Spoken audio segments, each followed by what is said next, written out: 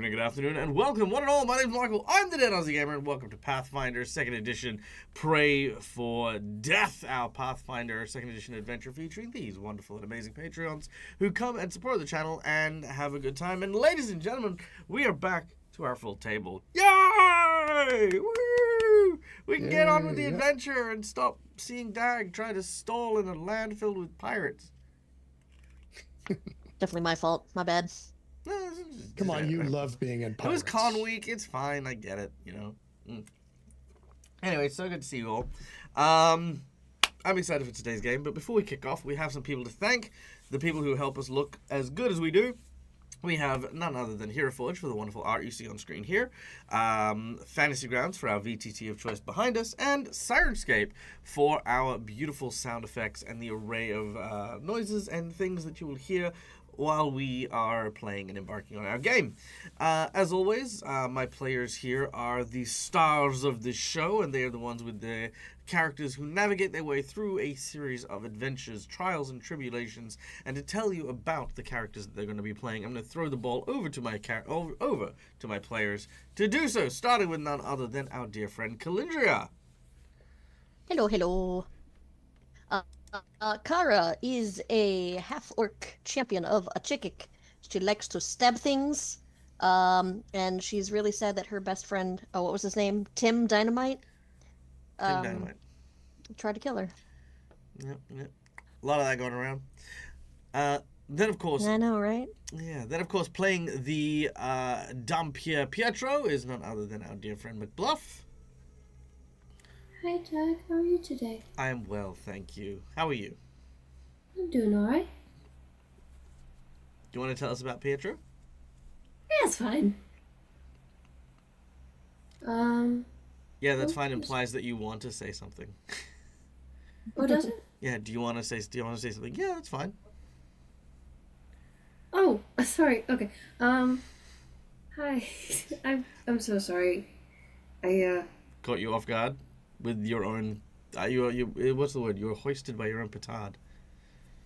No, sorry. It's I was nonverbal just a second ago, so I'm getting used to talking. No, it is okay. Would you like me to do your intro? Oh, no, it's okay. I can do it. Sorry, Okay. I just had to get used to words coming out of my mouth again. Hi, I play Pietro. He's just a nice guy. He's a sweet man who just wants the best for his friends, and sometimes maybe the best for his friends happens to be killing people. You know, whether it's for money or so that they don't get killed themselves. It's just what you gotta do sometimes. It is. It'd be doing what you got to be doing. Gotta be doing it. That's right. Then, of course, we have next on our table the Hobgoblin Bombardier Alchemist Rondak, played by our dear friend Lucas, aka Mr. Game and Art. Well, hello. Yes, I'm Lucas. I play Rondak. He's a scientist at his core. He is a scientist. He's a man of science. He's pretty reserved. He likes to do his research, build his things, but it's when he's in the field testing that he is anything but reserved. And he likes to blow things up. He loves fire. It's a good time. Although he is also partial to acid and lightning. So you never know what you're gonna get. It's a grab bag, and it's a lot of fun. And he is here to help keep people alive, blow up people that deserve to be blown up, and clear their names. Nice. You do have an echo that's coming from somewhere. Yes, I do. Just an FYI. But yes. It's Callie's mic because she's like 6 feet away from me. Oh, Callie. Yeah. That's okay. All right. It's all my fault, guys. I didn't want to interrupt. You were on a roll. I was just like, we can, the intro's so nice we heard it twice. That's what I'm going to go with. Yeah, the echo adds its dramatic effect. It is. Yes. Sunday. Yeah, I get it. You Americans. All right. Then we have playing the role of Balsam the Blood Mage is none other than our amazing friend Matt from All Things Fantasy. Good morning. How you going today? I'm doing freaking well. How are you? I'm not too bad. I'm looking forward to today's game. It's going to be really great to be back on that main story thing instead of pirate adventures. You know what's really funny? I mean, just as a fellow Australian, is trying to get a straight fucking answer out of anyone. Like, we'll never give you an answer. It's like, how you doing today? Not bad. That didn't tell me shit, right? Yeah, exactly. You know? Why would we give a straight answer? You know, hey, where's the train station? Oh, it's not far. Just Fuck down the you. street. One that drives me crazy is how's it going? It's going. Yeah, there's just how? a million. How is it going? A million things. Oh yeah. Best response is living life. Yeah, and my favorite one. It's like, you doing good? Could be better. Of course, it could fucking be better. What the fuck does that tell? Anyway, sorry. If you ever listen to a full conversation between two Aussies, you learn nothing. Anyway, carry on. Tell us about Balsam. Right, we're doing that, aren't we? Yeah, Yes, I play Balsam, the blood sorcerer. He loves traveling the world, meeting new people, slaying them with their own blood. The usual holiday sort of thing. Holiday. Yeah. Yep. Permanent vacation. He's not quite so happy with his employers, so he's going to go give them a strongly worded letter via pirate ship straight through their front door. Brilliant. Sounds amazing. All right. And then we have, last but certainly not least, rounding out our team is Kailu, the elven archer, played by our dear friend Cookie Mon Steve. Hello, all.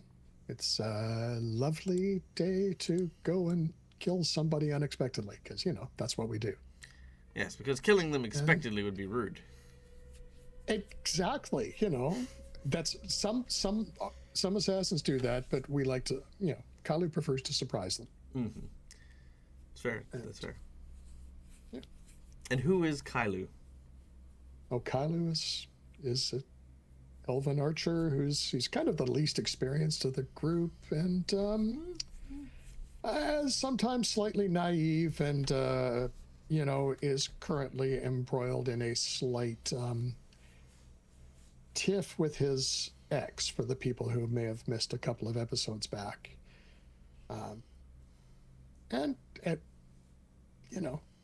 That's about it. He's just your friendly neighborhood archer, wanders around with the team and kills people. Nice. That's Brilliant. what they do. Love it.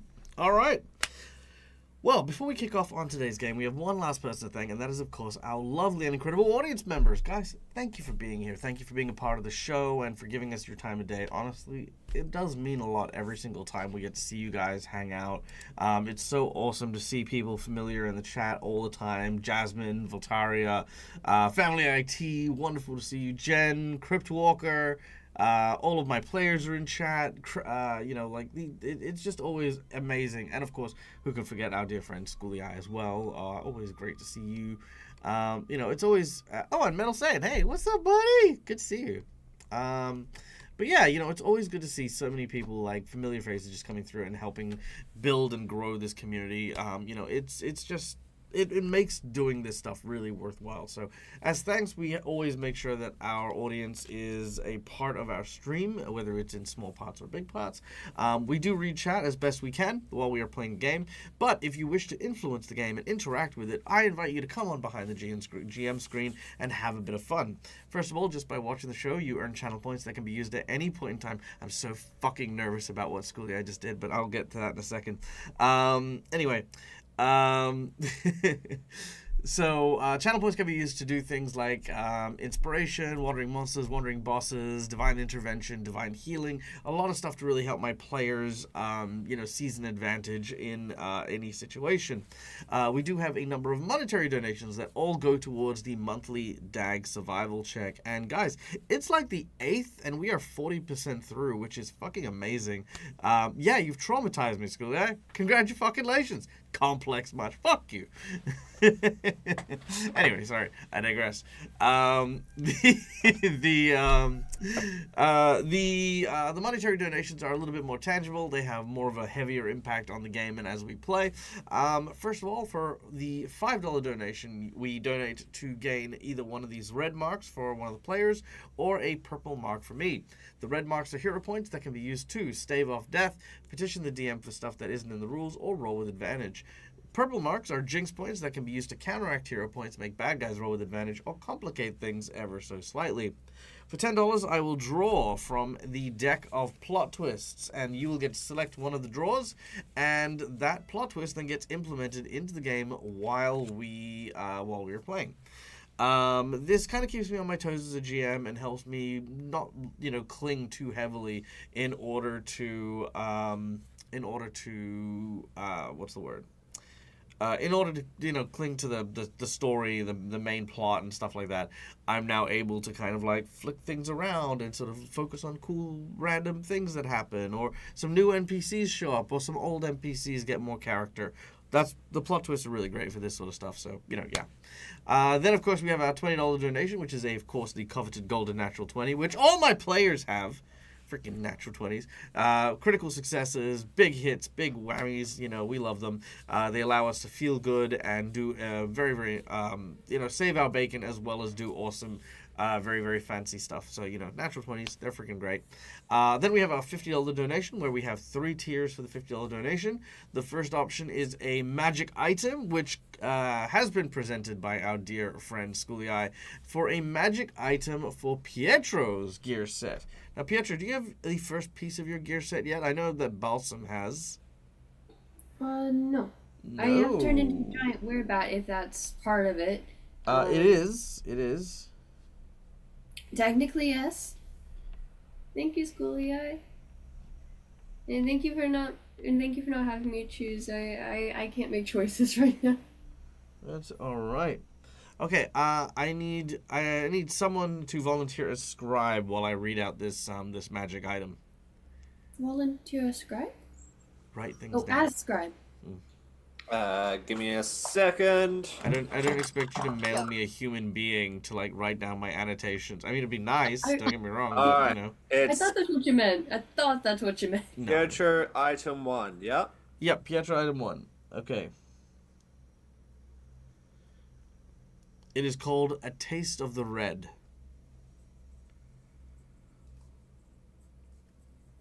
Yeah. It is a special rapier Yeah. that, when used with a focus point, will provide weakness 20 of specifically with that weapon when after Pietro makes a strike. Does it provide a focus point? No, you need to use a focus point for it. So, Yeah. by using a focus point, when you stab someone, after that first stab, they now have weakness 20 against Pietro's attacks. Alright. Anyone So- struck by the taste of red is being treated as having been drained or consumed by Pietro. So it will count as though you have fed on them.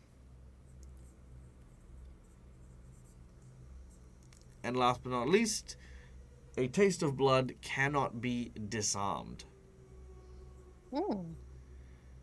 That is because you have a series of pipes that will be running from your blade into your hand. Oh. That would be why. Alright. Just to make sure I got it all.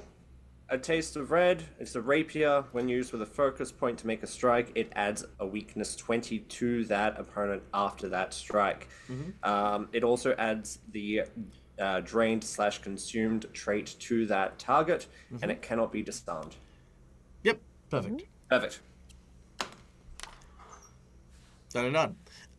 Also, I mean, not that it needs to be written down, but just so you know, if you want to use focus points multiple times on the same target, it won't stack the weakness, but it will stack the drained condition. So that you know. How many focus points I have? Because Pietro doesn't have anything else that gives him focus points. Yeah. I mean, the focus point calculation is pretty much the same. You just, now you have something that does use focus points. So there you go. All right, and thank you to Schooly Eye for that magic item. So, yes, $50, we have the magic item reward. We also have a reward that allows for the increase of the difficulty of a boss. This is a massive increase. This is something like, basically creating a unique monster.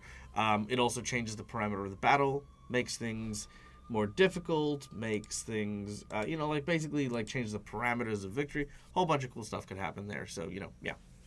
Und then we have the Harrow reading. So a $50 donation, you could potentially get a Harrow reading, which is a fortune telling that will go to the group, provide them a buff that lasts for the game, and if they attempt to fulfill the prophecy or reject the prophecy, they will be treated as having critically succeeded in the task that they are doing. So yeah, very cool one there. And lastly, we have our $100 secret menu item. The $100 secret menu item will be... Ooh, I like this one. So, our heroes are about to try and curry favor with the free captains in order to get a ship to travel across the ocean towards the Menegalti Isle, which is where they're going to be continuing the adventure to try and hunt down the people who are trying to frame our heroes and set the assassins against them. Now, as this journey is obviously going to be overseas and the like, I'm going to switch things up. For the $100 secret menu item, I will throw away all of the stuff that I had sailing a boat between here and the Menegalti Isle. I'll throw it all away. I'll take it and throw them in. All the adventure stuff, all the side quests, all the stuff. And I will replace it with an airship. Our group will gain access to a pirate airship that will allow them to fly over the ocean instead of sailing upon it. In addition, I will be adding in a whole series of new encounters that will include the ability of flight, some pretty dynamic aerial battles and the like, and of course this will be, something I've never done before. So, there you go. If that is something you want me to try and to do for the next few weeks as we embark on this quest back to the homeland of the assassins, there you go. That's the thing. Okay. We guys ready? Let's do this. All right. So, Sure. we return once more to the lands of Galarian. Along the southern reaches of Garund, upon its western shores, lies the Shackles, the peninsula of islands that comprise the Pirate Isles, where banditry, piracy, and skullduggery reign supreme overall. In this region, a group known as the Free Captains rule the high seas with vast numbers of ships that fly a variety of privateer flags. Whether it be the Chelish Navy or the Andoran Army, very few find easy passage through this region without the blessing of the Free Captains. Here in Port Peril, the Free Captains hold their seat of power, and the leader, the Hurricane Queen, Tessa Fairwind, holds many council meetings in regards to people, passages, and the general going-ons of the Free Captains. Now, thanks to the aid of Helena, Kailu's ex-girlfriend? Ex-girlfriend. Ex-girlfriend, that's what I thought. Oh, I thought When it I was said ex-wife, I was like, that doesn't sound right. Ex-girlfriend. The Free Captains have arranged for a meeting with our heroes in order to hear them out for their request for passage to the Menegalti Isles. A dangerous undertaking, to say the least, but also one that would probably go along a lot smoother with the endorsement of the Free Captains, as opposed to trying to sail the waters among the assassins. After Balsam has taken a bit of time to get to know the Scarnetti family a little bit with his friend Kailu, our heroes reconvene at a small tavern, the Mermaid's Tear, where Kara, Pietro, Rondak, Balsam, Kailu, and Nesmit are now approached by a rather skeevy-looking halfling. As this man hobbles into the room, he turns to see you all. Are you Kailu? The halfling says, looking at Pietro.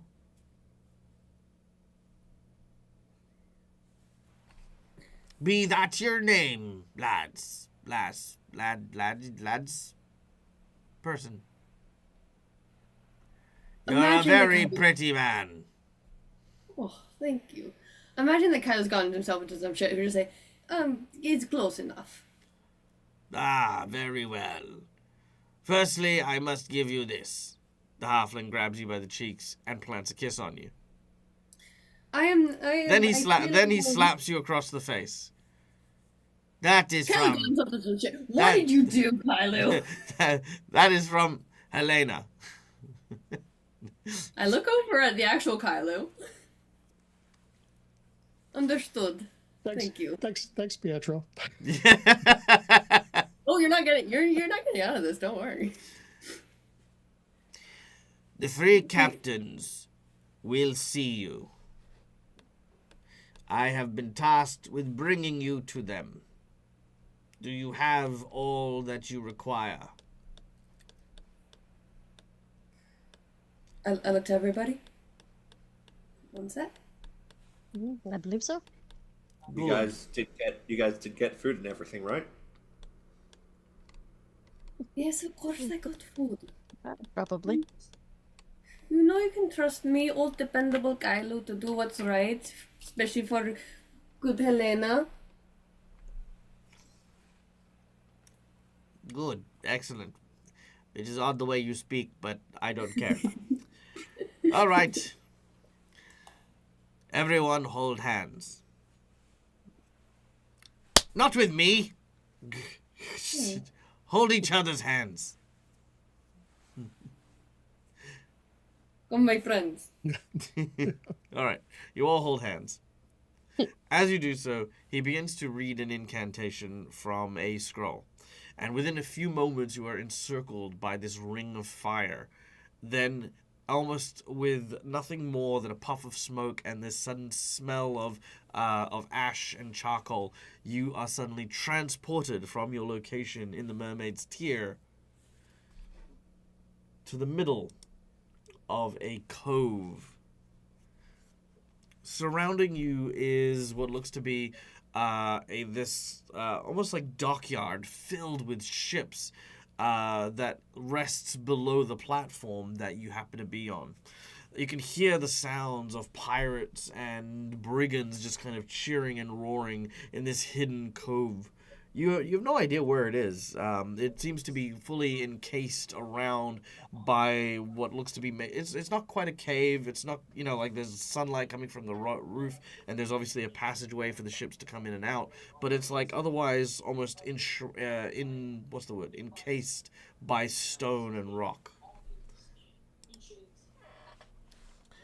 You stand on this platform before what looks to be 13 captains who are surrounded themselves by about 5 of their own men and women from their crews, each holding and brandishing a different flag for their free captains. Now, as you see this, here we go. Hopefully that. Nope. We tried. I want ominous music. Oh, here we go. This will do it. Da-da-da-da-da-da-da-da-da. He was happy. Kylie was relaxing.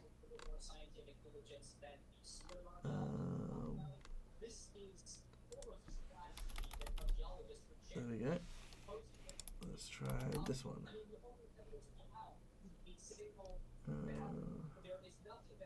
All right, there we go. Perfect.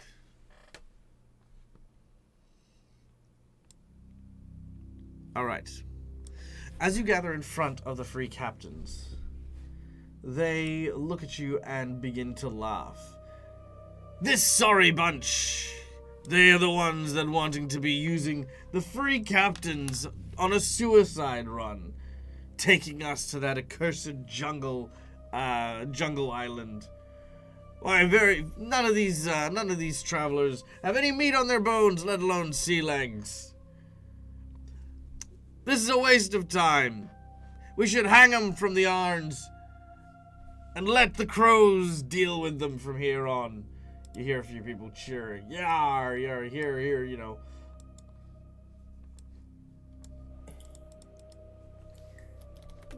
Sounds to me like they don't want the wealth that's on that island.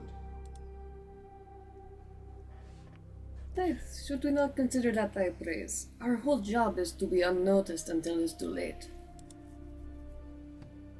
They all kind of, not silence up, but they all kind of look closer. At this point, you can see Helena sort of shaking her head. Now, what you be meaning by that? You have something to say? Speak with your chest. It's at this point you realize Helena hadn't told anyone that you were Red Mantis assassins.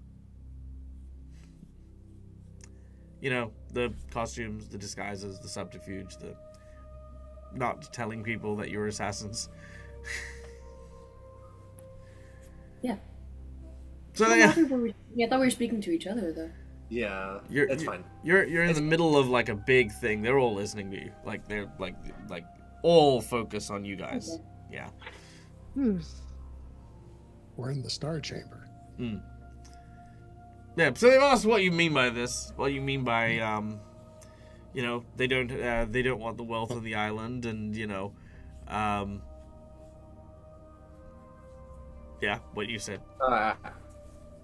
Well, we have in our possession a vital part of information about a vast amount of wealth on that particular island. Now, unfortunately, me and my companions do not have the skills necessary to get all the way out there and infiltrate that as well as we could, but I figured that some strong captains here could be interested in such a business venture. They all laugh. Do we look like bandits, boy? We don't do our piracy on land, and there's no way in the high hells we're gonna be setting foot number 1 on that accursed island. You hear the whole crowd basically cheering. Aye, a failed venture indeed. A bunch of high dreamers wanting to travel and bite off way more than they can chew. Whose idea was it to entertain this absolute pile of barnacle pizzle? I look at Balsam, just sort of like, do we just go for it? Is time of subterfuge over for now? Hold off for just a minute. Yeah. Hold off in just a minute. Well, I know you're not exactly bandits, but you do like to get paid for things that you do, for services rendered. They all laugh again. This man does not understand what it is to be a pirate. We do not earn shit. If we want something, we take it. If we earn something, it's respect. So you don't want to take all the amount of gold that's going in and out of that island?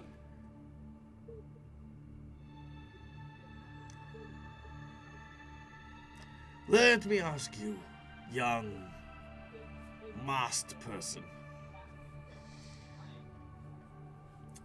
If you could load your ship filled with gold, but in order to do so, you would need to set your ship on fire, would you fill your ship with that gold?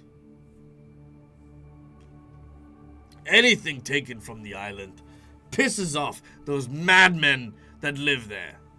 And that is trouble no captain is going to want. You hear more. Yeah, you fucking lunatics. Yeah. He's not wrong about that. The lunatic part. It's true.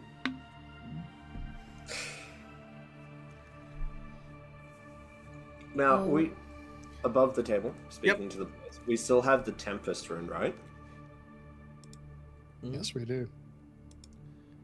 That's true.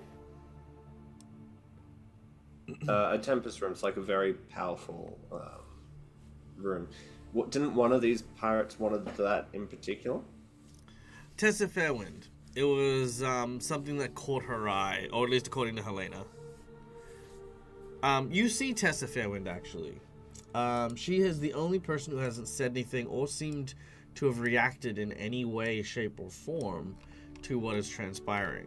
This is Tessa Fairwind, current Hurricane Queen.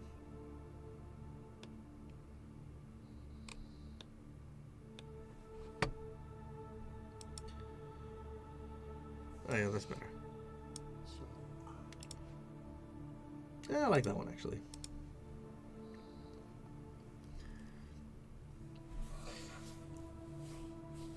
And once again to the players, all we needed was someone to drop us off and pick us up, right? Correct. However, you pitched that they can go onto the island, steal some stuff, and then pitched that they can rob the merchants coming and going from the island. Yeah. Can I feel like I have missed something very crucial here. Sure. Did we not settle? Why are we on this ship if we didn't have it guaranteed already? What is the? We're not on the ship yet. We're trying to get a ship.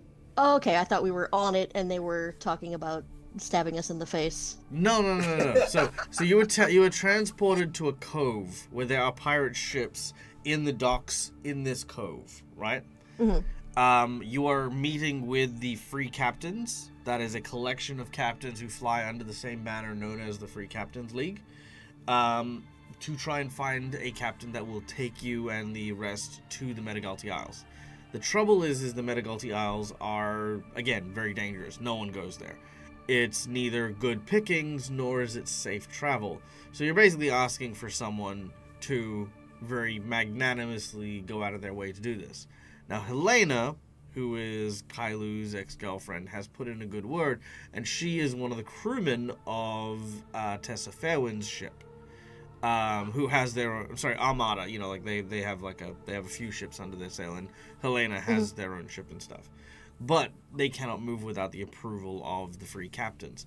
So what you're doing now is basically petitioning or making it clear as to why this venture is worth dedicating any resources to. Okay.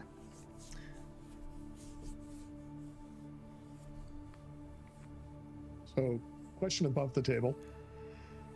Are we planning on breaking the Red Mantis? Sorry, what? Are we planning on breaking the Red Mantis? That's In Belson's retaliation. So, that might be that could be an option to discuss, because we are slightly annoyed at them and we're very good at what we do. So we're going to destabilize an entire theocracy. That's the idea. Oh wow. We're going to kill them. I really missed a lot last session. Yeah, Balsam and Kylo have locked in. I mean, I don't know what you guys have been up to. Oh well, yeah, because I'm a very devoted follower of a Chakik, and I don't think he'd appreciate that.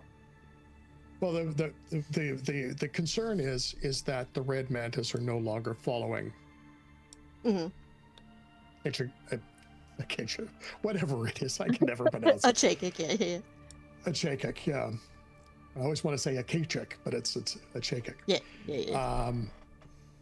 Something has gone seriously wrong, and as such, which is why we're. I think what Kylo means is not so much removing the Red Mantis, but removing the current people in power to more people who are loyal to the actual cause. Okay, which- yeah, that I would support. Yes. Yes.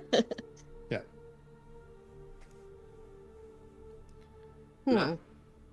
Hmm.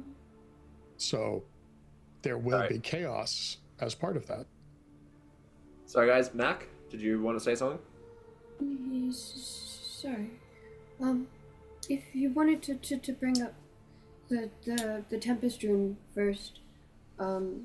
Depending on how that goes, is it okay if I do something after that? Because I wanted to see how that went first, but just wanted to ask because it may be tumultuous what I would do afterward because it would be revealing, essentially. But Sure. so I wanted to ask first, but first I want to see the Tempest Rune because that just may nullify the need for that. Yeah. I'm happy with that. Same. All right. Have you got okay? So, offering the Tempest runes to start, then Max got an idea. All right, we can go with this. Again, at this point in time, they're pirates, right? These are not like nobles. These are not sycophants. Remember, these guys are effectively just people who have imposed authority upon themselves. They feel safety in numbers because ultimately, even though they'll never admit it, they're cowards. The only way that they can keep stronger people away is by working together and having each other's backs. But they don't trust each other because they're also pirates.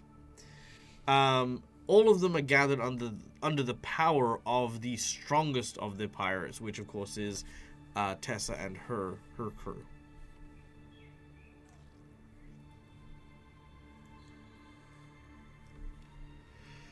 All right. Whew. So we offer in exchange for service for service. So should we look directly If they want to to, if they Tessa? want to be or maintain being whatever, the strongest.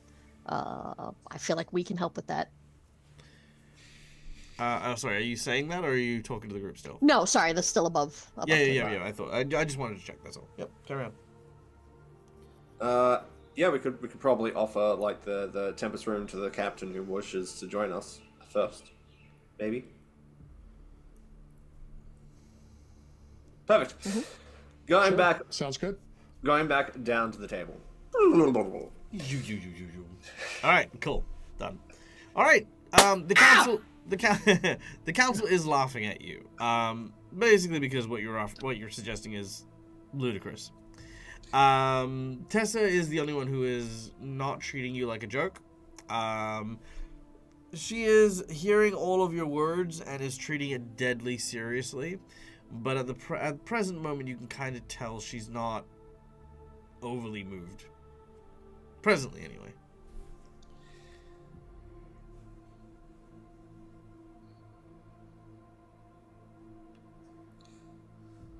I wonder, have you heard of the Tempest Rune? Let's see. Have they heard of the Tempest Rune? A few of them. You can hear a few of them mutter and murmur and nod to one another. We have in our possession this very same room. We can offer it to the captain who agrees to help us with this little endeavor. To drop us off at the Isles and pick us up, of course, allowing you to free reign whilst you're there. I'm sure those mad people on the island will be more concerned with us than with you. And Tempest Rune would help with that as well. A few people start to talk and murmur. Of the 13 captains, a few of them seem a little bit more. It's like, yeah, we can deal with that rune. It's like, yeah, and you even overhear one of them say, yeah, look, we can take the rune, and once they're in the middle of the ocean, we can just dump them in the water. Like, yeah, that could work. And then we got the Tempest Rune as well. You can hear the kind of backstabby stuff that's kind of already going on. This is when Tessa speaks for the first time. You would offer the Tempest Rune. The quest you undertake is foolhardy, to say at the least. I knew a group of individuals equally as foolhardy, taking on things far bigger than the scope of their own two hands. But if you're willing to part with such a thing, the Tempest Rune seems a worthy prize for the Hurricane Queen. However, it could be just as easy to cut it from your cold, lifeless corpses than it would be to do this suicidal task that you seek. But I'll give you a proposal. An incentive for my crew to stick around to pick you up once your task is done. For the cost of the Tempest Rune, we'll take you to your island. But there's something on the island you need to fetch for us.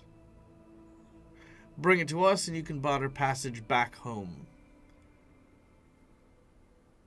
Fail to do so and we'd leave you to those Red Mantis assassins and let them figure out what to do with you and your incursion.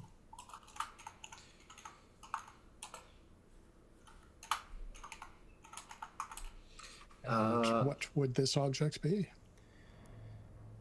It's an object known as the Eye of Akechek. It's a pretty thing. A giant spherical ruby. A great big ion stone that's being housed in one of the treasury vaults on the island. You fetch that pretty prize for us, and we'll make sure you get home safe and sound. I'll even lend you one of my best captains for the task. Please be Helena, please be Helena, please be Helena, please be Helena. Does it... Bad Pietro. Does Kara know anything sort of shiny about this thing? It is a holy relic. Okay. Other than that, it's just been an ornament in the temple for the longest period of time. It's, Okay. There's no real purpose for it. But hearing that it's an ion stone, that might make sense. Yeah. But if it was an ion stone, it'd be for a giant. It's like, you know, this frickin' big, you know. I mean, ultimately, it's a trinket. It is a holy item, but what is a holy item really? You know what I mean? Like, to give it to pirates might seem a little off to Kara. Mm-hmm. But for the most part, it's not a great or steep price to pay. It's not like she's telling you to burn your church down or anything. You know, in worst case scenario, you could always go on a quest to get it back at some point. True.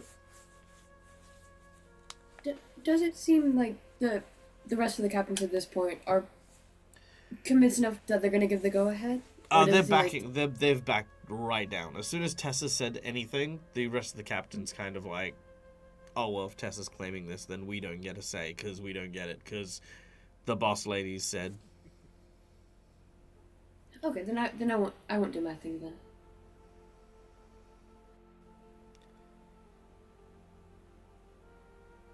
But she has made the offer. I see no problem with that. Neither do I. Agreed. Alright. All right then, we have an accord. But there is one Accord. final piece of business. And as this happens, a couple of photos are drawn out and thrown to the floor before you. These show pictures of Balsam and Kailu leaving the manor of the Scarnetti family. The Scarnetti being a group of underground criminals and the like. Ones who thrive on black market dealings, kind of like, yeah, they're basically the mafia, effectively. Now, we here, the Free Captains, we are not like the Scarnetti. And we don't trust them as far as we could throw them. Murderous, backstabbing lot that would sell their own mother if they could. I mean, not that some of us couldn't, but just saying, we have our principles and our morals. And I'm not going to send any of my my men or women to go with you on your quest without certain assurances. At this point, several people draw blades, kind of things around you. Not, I mean, yes, in a threatening way, but not like they're encroaching on you or anything. She says, 2 of you are going to stay here in Port Peril, just to make sure that nothing funny happens. After all, I've got to look after my own. And if you care about yours, then, well, it seems like a fair and easy way to be sure that there's nothing going on with those who might be working with our enemies.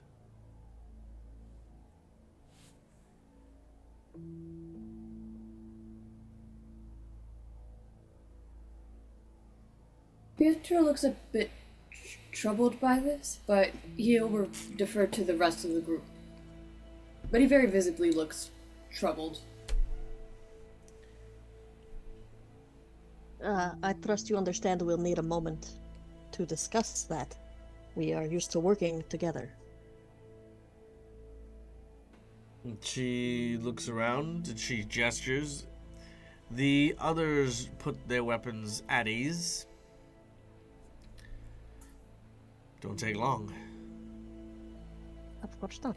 She goes back onto the top of her platform and sits back on her throne. The captains start to murmur and talk among themselves. Alright, everybody, huddle, huddle, huddle, huddle. Move out of earshot and huddle. There's no real way to move out of earshot, but they can't hear. But I can assure you, they can't Okay, hear you cool. among their rabbling. Cairo would look to Kailu first and say, "You're the one with the, I'll say, connection to these people. How trustworthy is their word?" I trust Helena, and she trusts Tessa. She works for Tessa. I believe that she will keep her word. She didn't become the Hurricane Queen by breaking her word. That is fair. Excuse me, I said that is fair, but my voice broke. Okay. I just don't like I don't want to use my friends as insurance. But I understand. I don't either. Yeah. If you believe that our friends will be okay here, I'll go with it. Yeah, Kylo, I would expect that you would be one of the ones to go. If there is a smaller number of us here, I will insist that I be one of them. Just in case. Are you sure about that? You're going to be sorely missed. But you're all very, very capable. And if someone is going to attack us while we are separated, I would rather you all have one another. Nesmith says, I'll also stay behind. I am honestly thinking about infiltrating the assassins and what I could possibly help with if I were to go. I don't feel as though my particular expertise is going to be very effective against a group of people who are trained to deal with poisons and concoctions and the like. It'd probably be best if I stay with Kara. At the very least, I'm fairly sure I can poison some of their libations if the need ever arises.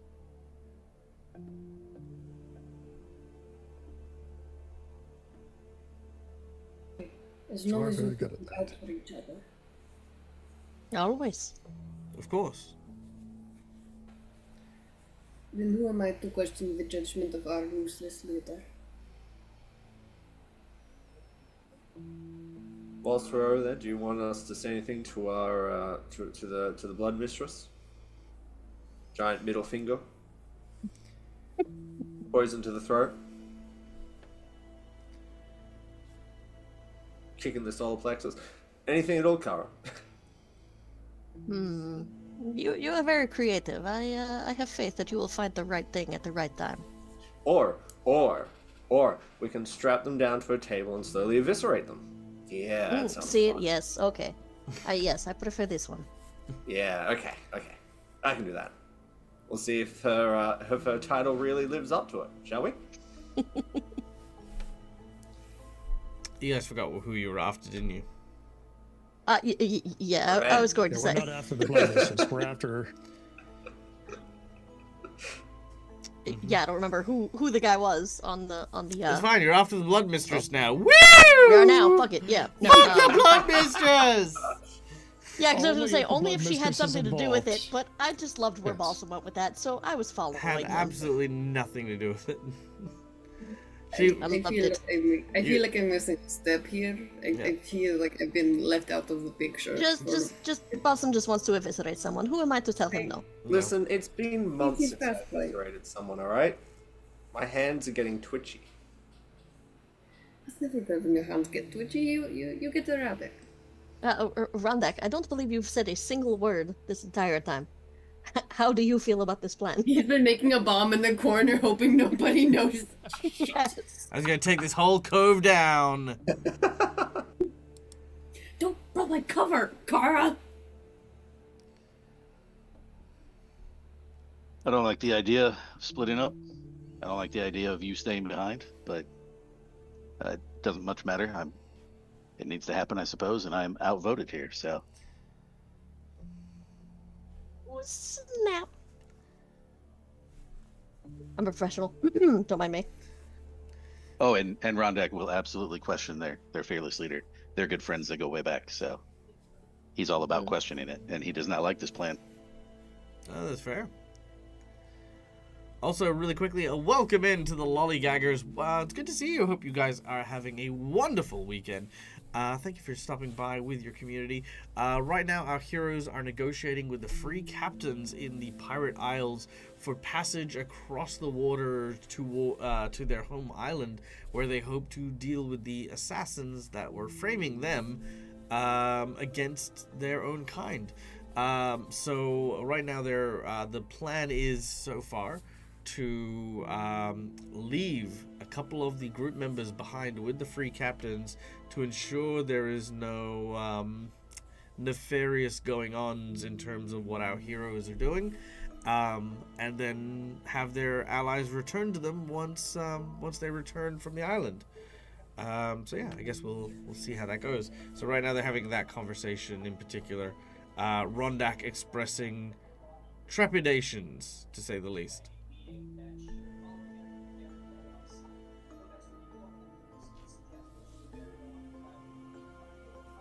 Okay. I would say your concern is certainly noted. I am not the biggest fan, but this seems the simplest and most direct way to get what we need.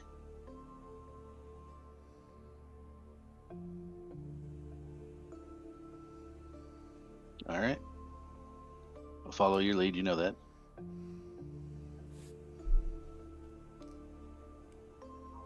I am trusting each of you to look out for one another. Of course we will. Kalu, stop pissing people off. Get Pietro slapped again, I will slap you. Yes, ma'am.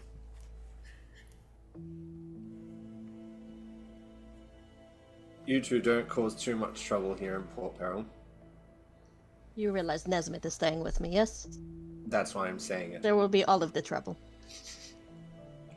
I said don't get into too much trouble. Too much, yes, okay. It's, the key word was too. I get it. I practically raised this boy. He will be fine. You're talking about Nesmith. Yeah. Nesmith. Do you question my ability to raise children? No, not questioning your ability to raise children.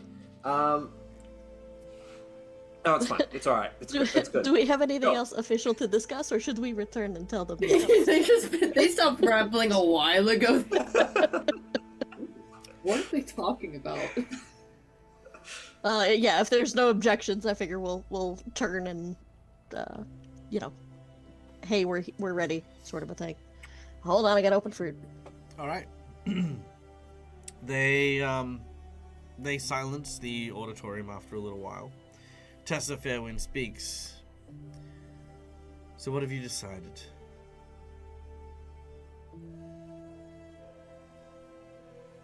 We will accept this deal. We have chosen our tool to stay. Very well. You'll be treated as honored guests here at the Cove. If and when the time so suits, you'll be invited to return back to your crew.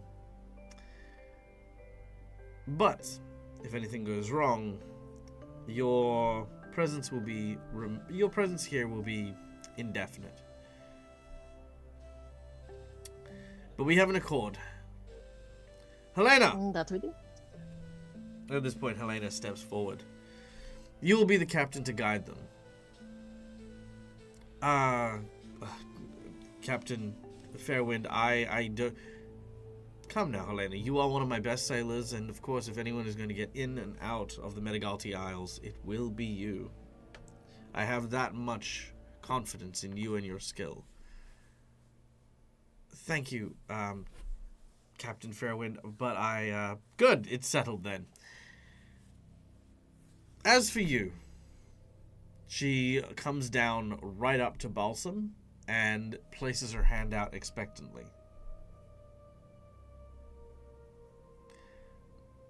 The rune? Is this for the rune? Yeah. Balsam then takes out his hand and offers it to Kyler. Kyler reaches into his pouch and hands Balsam the rune. Then he passes the rune over to her. All right. As she takes the rune, she almost without hesitation applies it to her cutlass. And as soon as this happens, a wind begins to pick up and howl, her hair blowing like fire against the rising wind.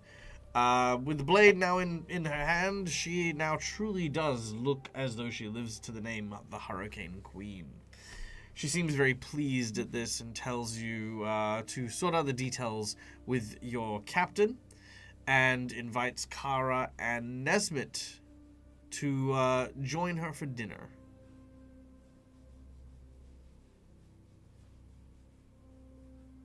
Be rather rude to say no.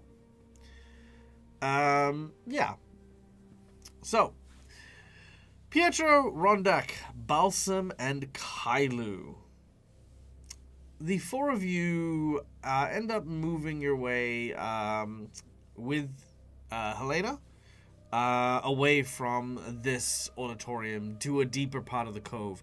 Now, the cove itself is almost like a black market merchants kind of thing. So there are people selling fish, people selling human body parts, people selling trinkets and treasures, people selling alcohol. You know, it is an illicit, illegal kind of place. There's even a few monsters here very openly walking around as well.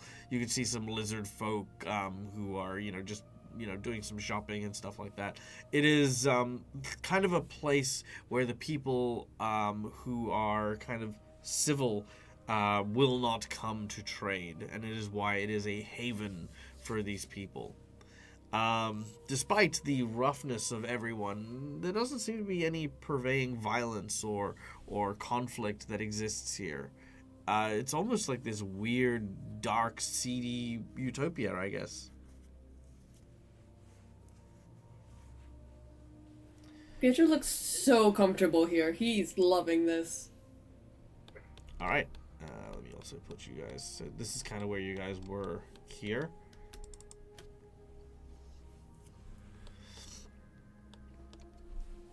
Okay. Helena Actually, do I have a picture of Helena? Nope. You had a Hero Forge of her. Yeah, I thought I did. Nope.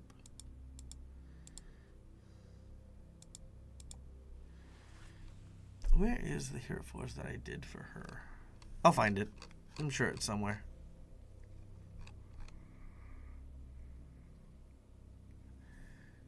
But carry on while I find it.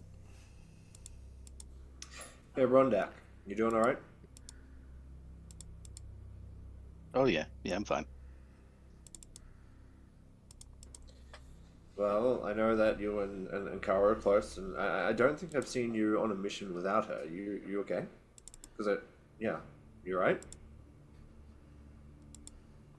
Yeah, it'll be fine. I've worked without her before. Okay. Well, if you need anything, let me know. Yeah. Yep, I will. Rondak will be tinkering with something whenever he's not actively engaged in another activity. Little bits of metal and springs and things that he's sort of cobbling together in his spare time. All right, not a problem. Also, ta-da, I found her. There she is, Helena. Okay. Helena looks at you all and looks at Kailu. Well, that's... I suppose we're going to be shipmates. Oh no. Oh, well, Elena, he did not The happen to world get is your turned message. upside down. What is it? It's fine. We turned her world upside down. We did. It was fine. The mini flipped around. All right, there we go. Carry on. It is good to meet you, Miss Elena. And you as well. Pietro, was it? Unfortunately, I was mistaken for dear Kailu earlier, and I received this message. Oh. She looks a little embarrassed. If you wish to make sure the message gets to the right recipient, go right ahead. There's this little trigger here that says, Helena will remember this. You see that warm disposition sort of fades away as she looks angrily at Pietro. She says, I am not here for games. I was hoping that it would be the last time I saw Kailu. This is rather upsetting news that I have to now divert my ship to your task. Kailu, what the fuck did you do? Oh, you're gonna get words later, mister. You're gonna get words. We just grew apart. Oh, no, that was out of character. Sorry, that was out of character. Oh, sorry. Okay, no, it's fine. Yep, carry on. Yeah. No, that was out of character. Yeah. You're getting words later, Kailu. You know, See, Kyle's going to look at Helena, and he's going to say, you know, I don't think I'm any happier than you are at this, but we're going to have to deal with it. So I'm sorry, but thank you. Whatever. Look. There's a few things we'll need before we leave. And I'll get my ship together and put things together, but you will need to acquire some measure of oddities, to say the least. The first thing I need you to do is go and speak with an occultist in town. Their name is Lilandra. There's a certain series of hexes that I'm going to be warding my ship with. Hopefully it'll help against detection from the Red Mantis as we get close to their waters.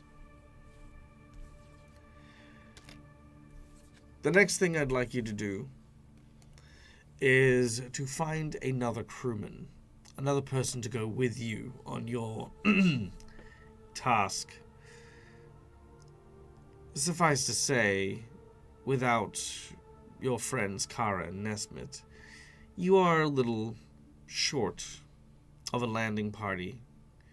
And if it's my job to ensure that you get in and out with the prize that the Queen wishes, then hiring someone or finding someone to go on this suicide mission is probably for the best as well. There are plenty of people in the city, but if you wish to look beyond its reaches, I'm sure that can be arranged as well. And lastly, understand that while you are aboard my ship, I am in charge.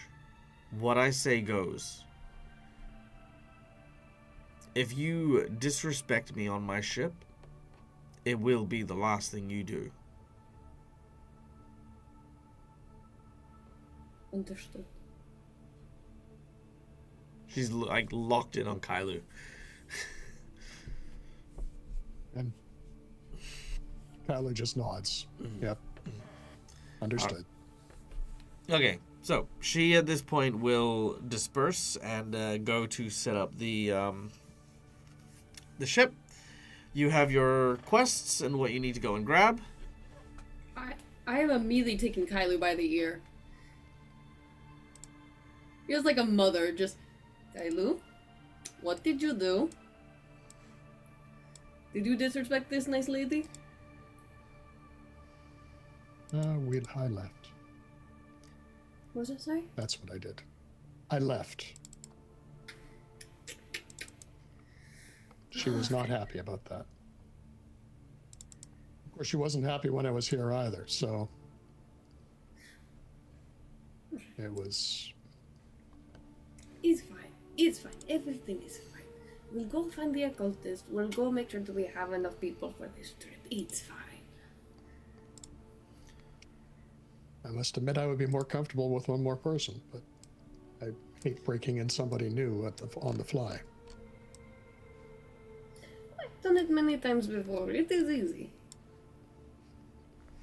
No, a different type of breaking in, Pietro. You do know I was the Oh my God. when they did this. Oh, I thought we were talking about breaking someone in. That's you, Balsam. That is your thing. That is your I was gonna say that's mine. I would not trample your style. But yes, alright. Occultist first or new person first? I think occultist first. Occultist, we can be looking for a new person at the same time. I don't know Could be where. occultist. Do we know anyone? That's the question. I can't think of anyone who would join us. What? Not a single person, imaginary or material.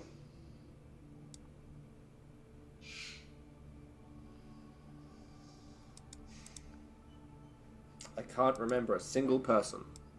Not one. I'm confused. I'm so sorry. Steve. Yeah.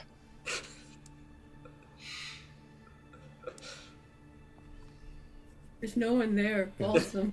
There's no one there. You're just... Who would be stupid enough to join us? right We'll behind find Balsam. someone. No, Steve isn't here. Steve is doing other stuff. Yeah. We will find someone surely. All right, I'll give you some time to consider who and what you would like to bring to the group, but I'll be back in 2 shakes. All right. Sounds good.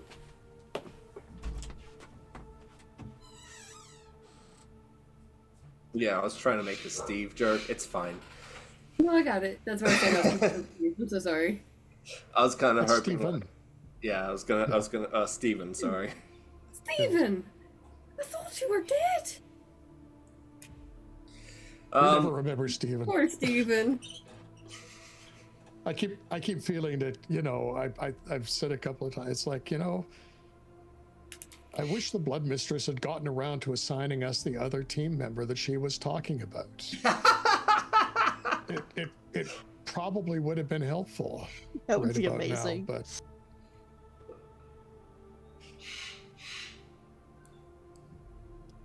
but That's when Steven smacks me over the back of the head, going, "I'm right here, you bozo."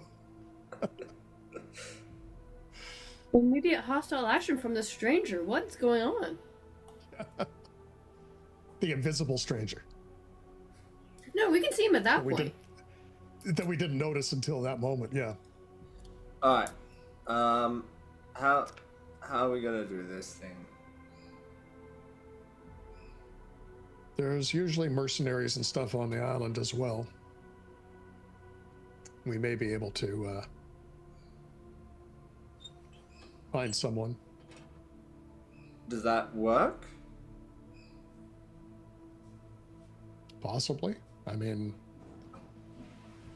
I don't know that any of our ex-comrades would be willing to join us in this. Above table. This is us preparing for Callie's next character. Or are we actually looking for? It is preparing for Callie's next character. Okay, sorry, I wasn't sure if we were actually planning in session to hire somebody. Sorry, that was what was confusing. No. So that's why I was asking if that thing would work for Galindria. I was saying I can have Rondak bring it up because That he would knows be amazing. her. Oh, right. On that note, I was gonna say, sorry, this is just gonna go above table real quick. So the background of the Rondak and the new character's relationship, I'm gonna say no on that only because it currently mirrors Kailu's one with Helena. So I think that'd just be kind of odd at that point.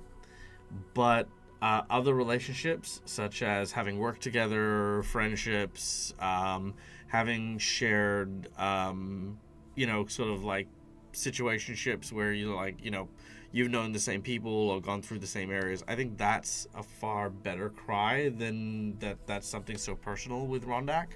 Does that make sense?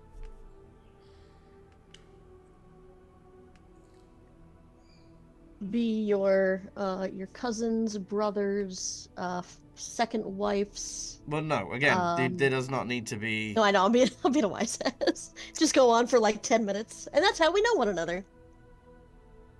No, yeah. I honestly I don't know. So. No. As in, well, for example, so Rondak as a hobgoblin is very much tied to weapons and stuff like that, as is your character with your development of pistols and magic guns and all that jazz. It could simply be a set of circumstances in which that is the common ground you have. Also, alternatively, and I present this to the both of you as well, if this is something you want to do, it could be an opportunity for a romance to blossom here between characters if through just finding and meeting this person for the first time, you have that to bond and connect with.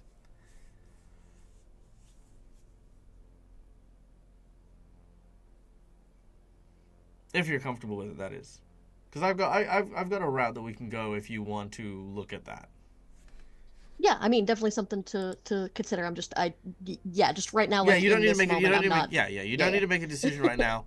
I would just say that Rondak doesn't have that one specific background knowledge of it. But finding someone, we don't need to also lock in on this and go, I'm presenting it because we can also find other NPCs that may not necessarily make the cut. Lots of other things. Plus, I have plot twist cards to get through, so this is why I've asked of these things. We can have the party got talent auditions.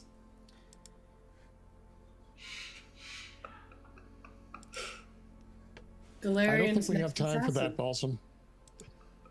Oh, but it would be so wonderful. We could set up a whole venue for it.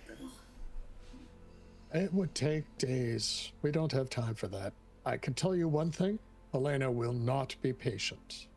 You clearly have never worked in the carnival or circus. We can set this up in hours and it will be ready. Hours? In a place like this, minutes. It's already set up. We just take over a busker spot. It's perfect. Kylie, you're gonna need to stop these two enabling each other. they are planning an event. Kyler looks at Rondak and goes, "Are these guys serious? Rondak's gonna look up from what he's working on. What? What happened? Kyler goes, no. Thanks, But- Rondak. But I've already organized someone for the lighting. I was going to organize the lighting. Ah. You too. Let's go find an alchemist. All right, let's. I'm right here. focus first. There's a Rhonda, special one. Gabriel, Balsam, let's focus first. I'm on pretty getting- special. Well, You we are a know special that. boy. You are a special boy, Rhonda. You need bombs. You need poisons. You need gadgets. I got you. What do you need? We need ship camouflage. Okay, I'll need some time. Yeah, that's why we're going to go to a specialist. All right. Rondak will go back to working on what he's working on. Would you like to be a judge, Rondak? A judge for what? For new people joining the group. By the way, are we walking and talking at the same time? Oh heaven, God, I no. hope so. New people you- are you joining the just- group since when? No, you've just stood in the middle of the like wherever you happen to be, and that's just where you're at. Yeah. Well, I we sure need, hope we we're need walking someone and to, talking. because that Kyler's ex said that we needed someone else to join us for our mission on land. We're gonna hold auditions. That's weird. What's weird? Thank you. The weird that Holding we need... auditions for what we do. That's weird. How else did you get this job? I definitely didn't audition for it. Wait, you didn't? I mean, I guess, in a manner of speaking. But it wasn't like a talent competition.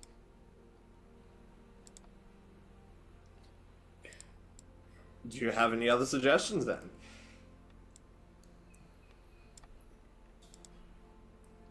I mean, I feel a place like this, you can find somebody pretty easily. We also have lots of contacts. Plenty of contacts. People we've worked with in the past. Not all of them probably think we're terrible people.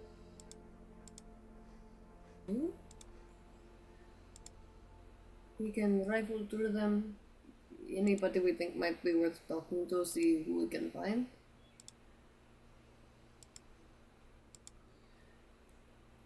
Hell, in this place, you could find somebody breaking in somewhere and be like, hey, you want to make some money? And there you go. I feel we do a bit more vetting than that, but you are on the right track. But there's no flair to that. We will add the flair, you know we always do. Did anybody happen to pick up a truth potion from Nesmith before we left? Might have been helpful. Oh, yeah, he left us a few things. I'll get the list in a little bit. Yeah. Oh, good. So okay, our plan at the moment is We're walking and talking to the alchemist. Or gotcha. Alandro, or I'm sorry, I'm blanking on. I can't read my Lilandra. Alandra. Lalandro, thank you. Oh, that's why I couldn't read my writing. I actually wrote that down, but I'm going, that doesn't sound right. Fair. At some point, either before or after we talk to the alchemist, Pietro wanted to talk to Balsam, but I'm happy to do that after so we can get to the alchemist if that's easier. Whatever is best. I have a very important question about this alchemist when we go to visit them. All right, I'm listening. When we get there, will there be some sort of bin with discarded scraps by any chance? Yeah, probably. I don't see why Sweet. not. As soon as we get there, Rondak is going to beeline for that and start to rifle through it. Oh yeah, dumpster diving! Very well. Okay, not a problem. He's a scavenger to make his shit. This is what he does. Yeah, no, I see that. I see that.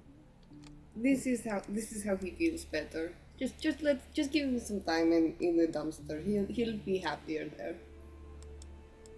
Okay, not a problem. As you navigate your way around, you ask around a little bit, and sure enough, eventually you are brought before an area that yeah, basically, this is where you'll find a lot of the witchcraft and wizardry kind of stuff. Lalandra's tonics and what's it? Tinctures. There's a word. Tincture. I say tinctures. Tures. Yeah, that is what lays before you. As you open the door, there is a very, very pungent smell. One that begins to, I don't know, kind of put you at ease. Seems to calm your nerves quite a bit. Entering, you see what looks to be a woman whose features are almost Piscean in nature.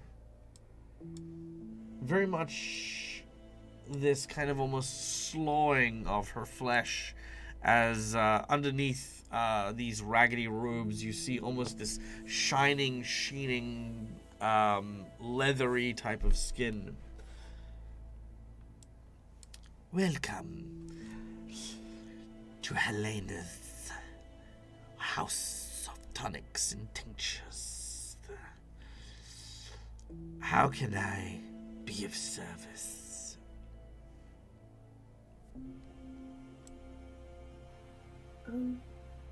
As we enter, Pietro's going to take note of these specific smells, the ones that seem quite calming. So you're going to try to take note. Are these familiar to him at any level? Do you have a nature check? Let me check if I do. Unfortunately not. No.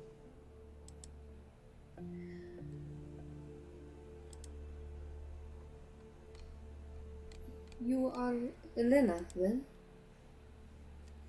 Yes. Oh, Landro. You are Landro. Lilandra. Lalandra. Thank you. I got a bit sidetracked, Dag. I'm so sorry. What was the specific question you were here to ask her?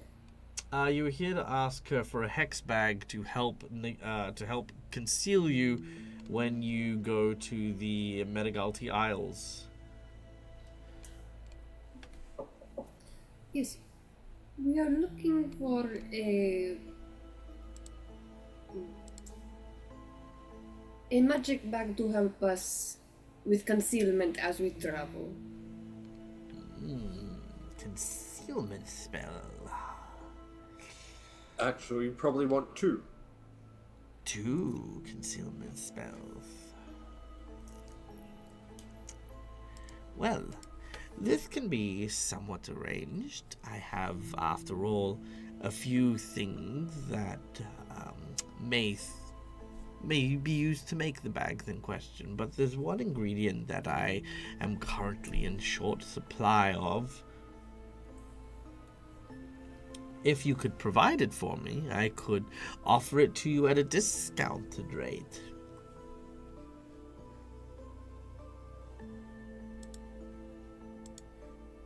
And what ingredient would that be? It is called Dreamweave.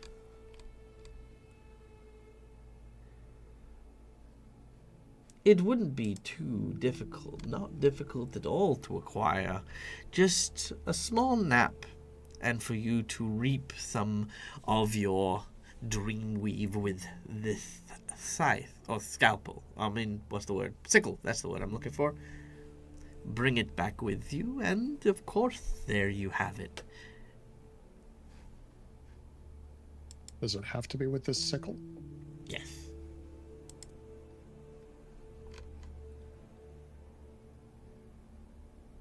I mean, otherwise, how would you Why are harvest in short it? supply of it?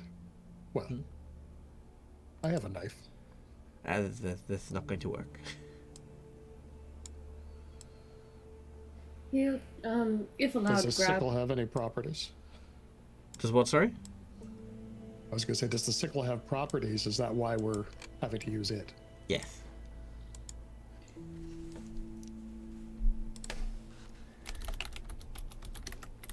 Okay. Why? If it's so simple to get it, why don't you have it? Well, as you could imagine, trying to harvest one's own memories or one's own dreams becomes rather difficult to wake. One cannot simply be sleeping through their whole day of work. I see. Where would we have to go to have these dreams? Sleep. You would have to go to sleep. I thought you said we had to go somewhere specific. No, like a you'd have, specific you know, area. you have to go to sleep. I'm sorry, I thought you said Oh, that. you're going Oh, to no, har- it's fine. I was telling you what I'm telling you. You have to go to sleep. You know what? and I could you're probably going take to a nap. harvest the dreams. I could probably take a nap. She goes over to you and hands you a golden sickle with a sprig of mistletoe tied around it. She says to hold it to your chest as you lay on the bed, and she'll cast you into a dream.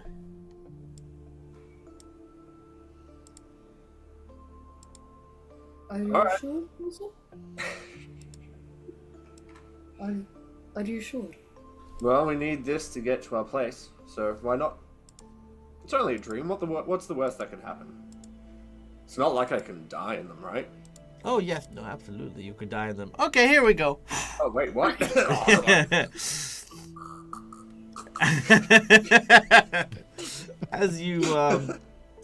As you fall asleep, rendered into slumber. Tell me, Matt, what do you dream of? And if you say electric sheep, I will slap you. Damn it. Busted. What does Balsam dream of? Actually, he's going to have like this really weird sort of dream, like this really odd dream.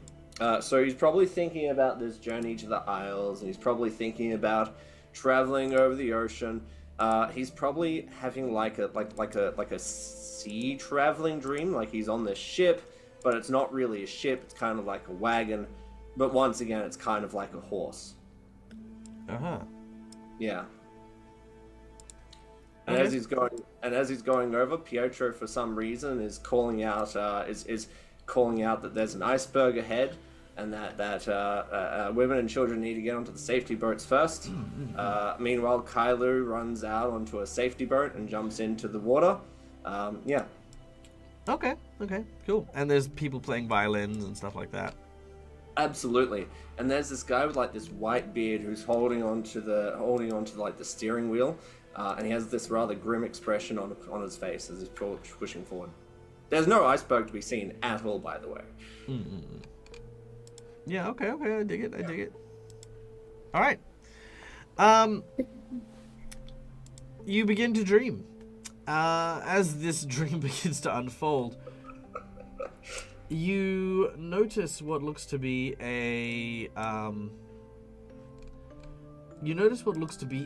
almost like an aurora borealis.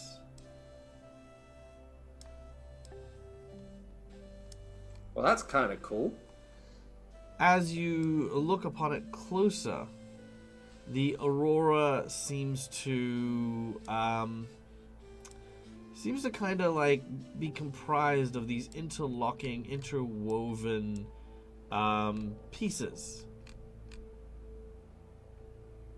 If I had something, could I perhaps think that this is the Dreamweave that I was after? Yes, indeed.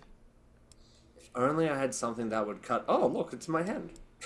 It is indeed in your hand. I guess I'll cut some of this off. All right, you begin to harvest. Now, ta-da! Dream plot twist. Done. Good job. Now, as this happens, Rondak, Yes. what is Rondak's nightmare? Oh man, I'm glad you asked.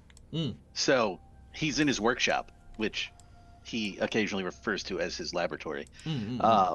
He's got his old white lab coat that he stole, It's tattered around the edges. It's got some singe marks here. It's got a few holes in it where acid has eaten through as he's been building things. Yep. And he's there, and he has this great idea that pops into his head, this new gadget that he's going to create. But every time he moves towards one of the walls or one of the workbenches, they move further away from it. So he can never actually get to the materials to make this idea that's in his head. So he can never make it come to fruition. All right, I dig it. I dig it. Okay. Balsam, as you are harvesting the weave, all of a sudden you kind of like are reaching up and sort of slicing these bits and pieces down one at a time when you see Rondak suddenly appearing behind you, but he's not quite right. Something's odd. He kind of sways left and right, and as he does, he sort of appears closer and closer. As this happens, he seems to be looking for something. He seems to be looking for you. Lifeboats are over there. Dream Rondak, I'm sure you can go find it. As this happens and you draw attention to yourself, the Rondak leaps into action, moving in your direction, rapidly chasing after you. It looks like he is going to grab you, attack you. Hard to say. All of the above. Oh no, Dream Rondak's trying to kill me. That doesn't bode well. What does it say about my own mental self-conscious? You know what? Doesn't matter. Can I kick him over the edge of the boat carriage horse thing? Make a athletics check as he charges at you. Athletics. A 35. 35. What is your fort save plus 10? Fort save? For Rondak, sorry. Oh, sorry. 35. Hey, all right. You do manage to topple this version of Rondak overboard as he disappears into what looks to be an ocean made of cereal.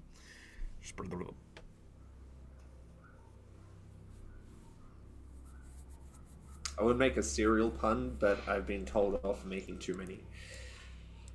Do it. No, I won't. Okay. No, I won't. I won't be the cereal pun, so. Alright.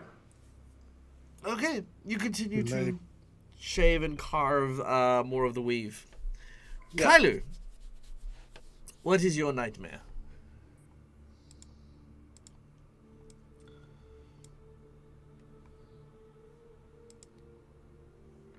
I don't know if it's a nightmare. It's a recurring bad dream.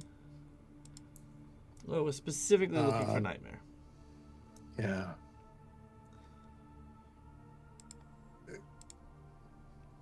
Kyla's nightmare is probably a very large beast coming at him.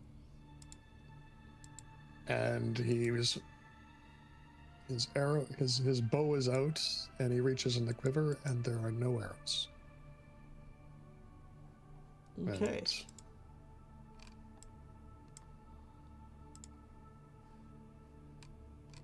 All right, I can deal with that. Balsam, as you harvest more and more, you start to look around and you start to feel as though there is no more weave around you. The dream is slowly beginning to dissipate. But you aren't going anywhere. Just things begin to disappear around you. You see Kailu standing on a piece of the deck of this horse wagon ship boat thing. And as the ground begins to fall away, it seems to be falling away in Kailu's direction.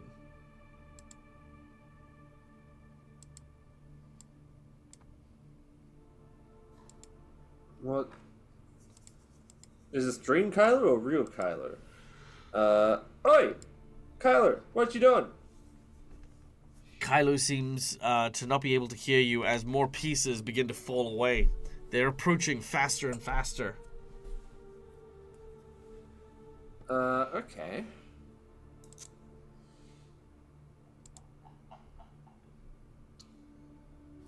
So it looks like everything's being sucked into Kylie, right? No. Like the floor is falling away around Kailu.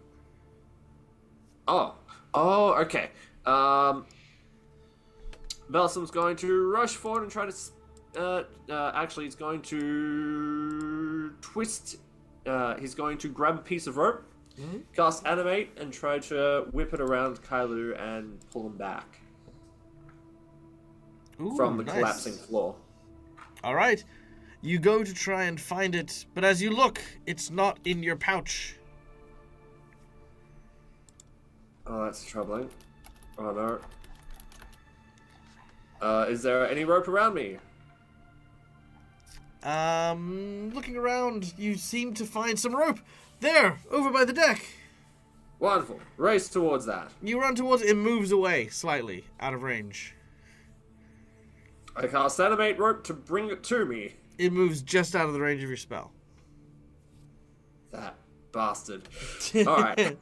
This is left over from Rundak's nightmare.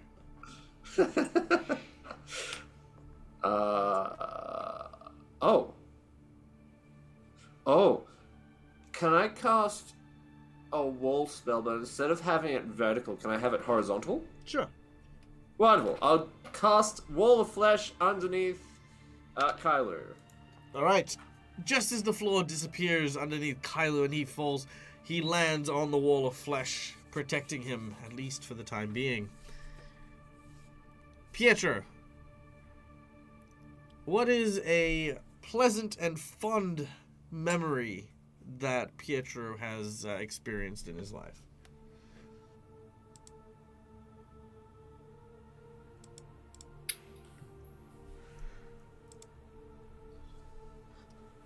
Oh, just any memory?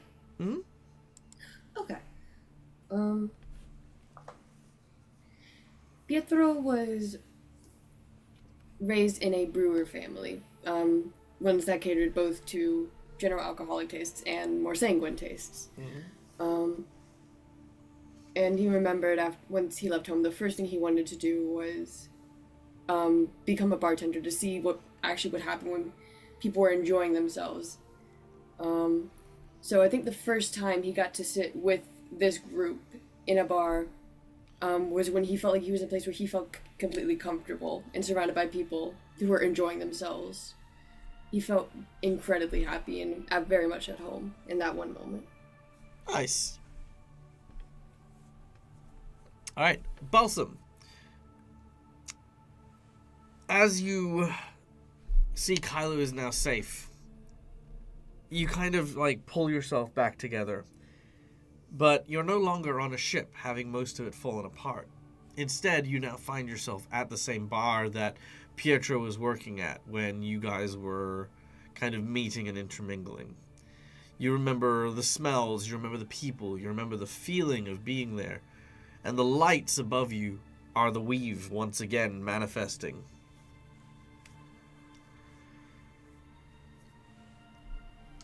He'll turn to the barkeep. Pint with a straw, please, and then begin to keep harvesting. Pietro comes out with a pint with a straw. As he does so, you hear people arguing over whether or not what Pietro has just served is tomato juice or not. And another person asking, what is with this the names of all of these drinks? Like this one's called Ale from the Crypt. And you can see it sounds like Pietro. Yeah.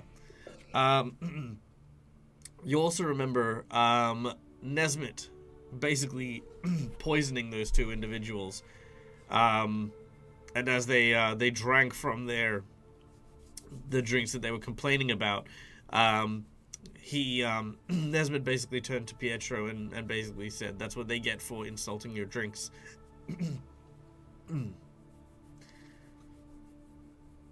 You softly recall how much fun it was watching them foam at the mouth before collapsing. Such fond memories. Yeah. Hilarious memories.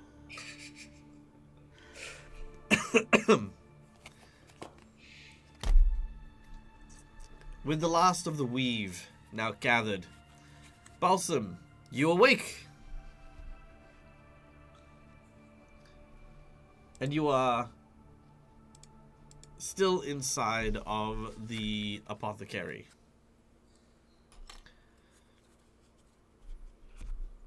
Ah, wonderful! You have the weave as I need. She gathers it up. And very quickly then puts 2 pouches in both Balsam and in Kailu and Pietro's hands. You notice that she has not used any of the dream weave in these bags. But she turns around, she says, "There, you. These should protect you and guide you safely, without people noticing." Thank you very kindly. Of course. Yes. Are there any instructions for the use? Just keep them on the deck at all times, and don't get them wet. I feel slightly used. He's She, bartering. He's bartering, Balsam. Do not worry. Yep. She Only just takes the things and scuttles off. Only You slightly? alright? You were watching me the whole time, right, guys?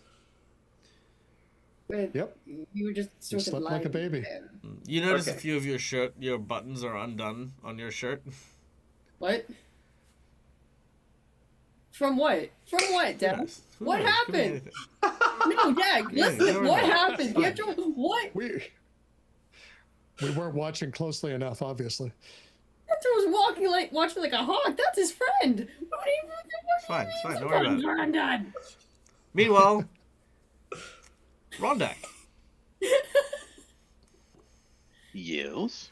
After finding a wide variety of materials, odds, ends, and stuff, while scouring the junk at the back of one of these stores with a bunch of basically tinkery stuff, you think you hit the mother lode. There is stuff here like enough materials to make gunpowder, alchemical fire. It's literally just so much stuff that is just useful for you, laying in a dumpster. Sounds good to me. Nice. As you dive in head first, it is not long before you hear the clicking sound of a firearm. And that is where we're going to pause for today. When we return, we will come back to a new character, a new face to join the group, which is going to be... I'm very excited to meet this character. To give everyone kind of a bit of a scope of what transpired with Kara as a character. First of all, Callie, do you mind if I go into it a little bit? Just because I think it's a good journey. It's a great journey, and I want to give everyone kind of good closure with Kara in general for the time being. I was answering and muted. Sorry, yeah, that's fine. Okay, cool. So, when Callie first presented Kara to the table, when we first started talking about Pray for Death, one of the big things that we were looking at is these characters are supposed to be the trusted first choice assassins for the Blood Mistress of the Red Man's Assassins. Everyone was supposed to be very, very closely tied together and very much invested in one another in this particular way.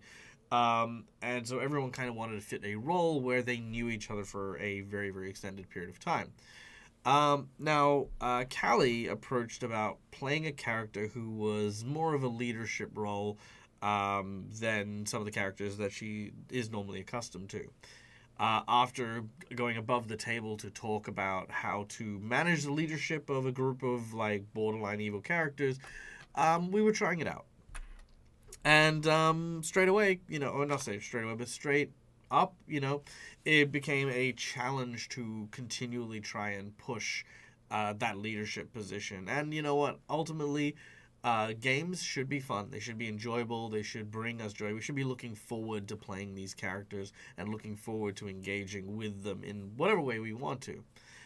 So at one point or another, Kara started feeling a bit more like a chore to play in the way that they were designed. So a new character is coming in because I don't subscribe to the idea that a character needs to die in order for you to replace them. Having Kara stay behind with Nesmit's not a terrible idea. It's a great way to like kind of have the two of them potentially also have their own journey and own story continuing on, but also allow Calendria to be able to enjoy a new character. So that's kind of why we're swapping characters here. It's because we want Callie to have a good time. We want Callie to have a great time. And, like, I appreciate, and I do want to express this, I appreciate the fact that you are trying something different, trying something new. And sometimes that's that in itself can be a hard thing to do in general. I know, for example, I struggle with a great many different types of characters, and, sometimes from time to time I will try them. Usually for one-shots, campaigns, it takes a little bit more to be able to invest that much into a campaign, especially if you haven't found that joy that you would normally get from this new archetype. So Kara is a great character. Kara has done fantastic, as has Callie, of course, as well. And I can't wait to see what the new character is going to be like. We're going to be doing a little bit of work between now and then to kind of mesh out a few of the backstory stuff, a few of the personality things, and of course what relationships may or may not exist. But yeah, so if you want to check all that and see that journey, then tune in next week when we come back for more Pray for Death.